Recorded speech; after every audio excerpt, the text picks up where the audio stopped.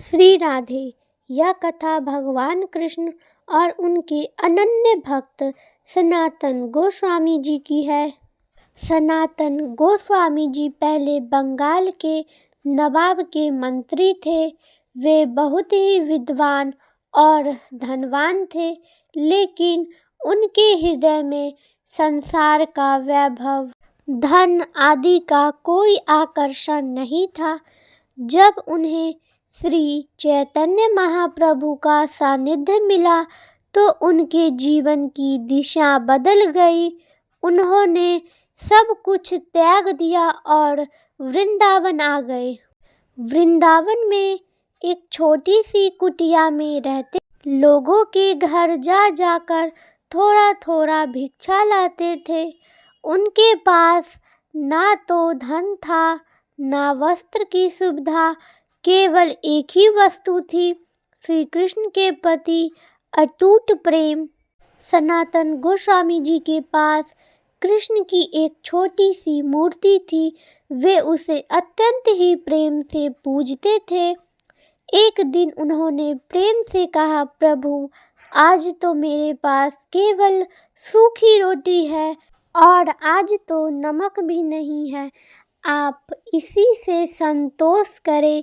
वे रोटी बनाते, भगवान को भोग लगाते, फिर स्वयं ही ग्रहण करते। लेकिन उनके हृदय में एक ही पीड़ा थी, हे प्रभु, मैं आपको अच्छा भोजन नहीं भोग लगा पाता। फिर भी वे निराश नहीं होते।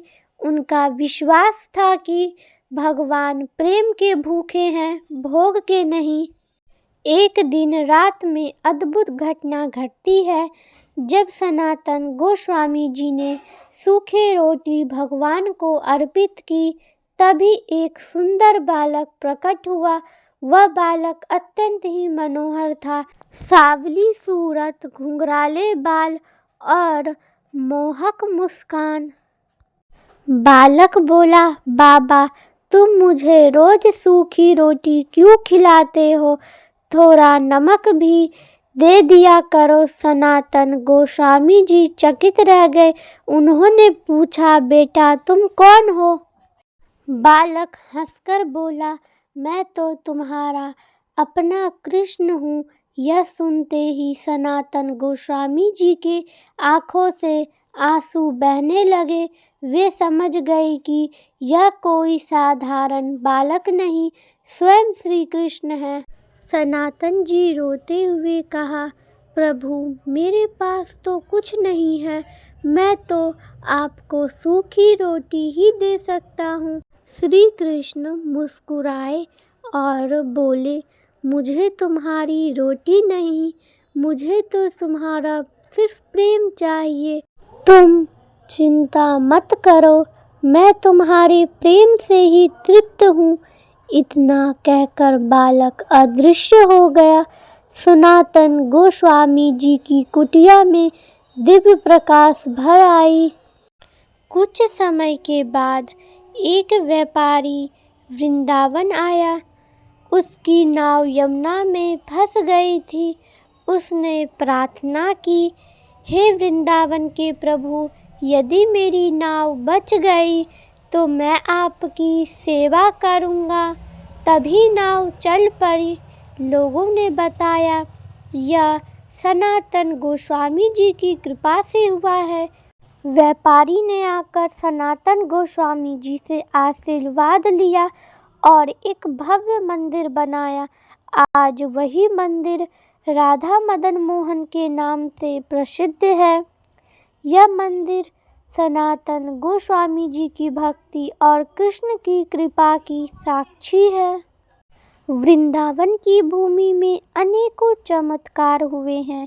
कहा जाता है कि आज भी यदि कोई सच्चे दिल से कृष्ण को पुकारे तो वह उनकी सहायता करने अवश्य ही आते हैं। वृंदावन में आज भी भक्त अनुभव करते हैं कि कोई अदृश्य शक्ति उनकी रक्षा कर रही है। तो प्यारे भक्तों, इस घटना से हमें यह शिक्षा मिलती है कि भगवान धन से नहीं बल्कि प्रेम से प्रसन्न होते हैं। सच्ची भक्ति में दिखावा नहीं होता है। भगवान अपने भक्तों की पुकार अवश्य सुनते हैं। सच्चे त्याग और समर्पण से ही भगवान का साक्षात्कार संभव है। सनातन गोस्वामी जी और श्री कृष्ण की यह घटना केवल कथा नहीं बल्कि भक्ति का प्रमाण है। वृंदावन की इस लीला ने सिद्ध कर दिया कि जो सच्चे मन से पुकारते हैं भगवान को, भगवान उनकी पुकार अवश्य सुनते हैं। यदि आप भी सच्चे हृदय से कृष्ण का नाम लेते हैं तो कृष्ण आपकी सहायता भी करने अवश्य आएंगे। अगर आपको यह कथा अच्छी लगी तो हमारे चैनल को सब्सक्राइब करें और कमेंट में राधे कृष्णा लिखना ना भूलें।